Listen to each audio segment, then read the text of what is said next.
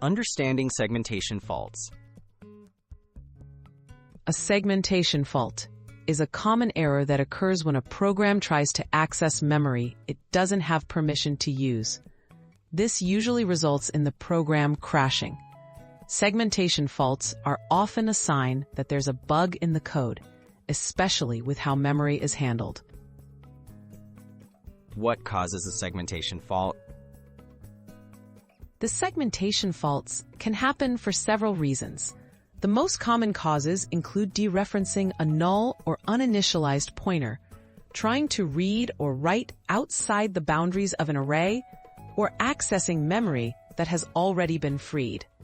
Errors like these disrupt how the program safely manages memory. Spotting common mistakes. Typical mistakes behind segmentation faults include forgetting to initialize pointers, using pointers after freeing them, or mistyping array indices. Carefully checking your code for these issues helps catch bugs before they cause faults. Quick fixes for beginners. To fix segmentation faults, start by checking that all pointers are either properly initialized or set to null.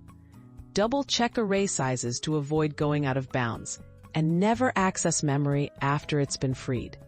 Using debugging tools like GDB can help pinpoint the exact line where the fault happens.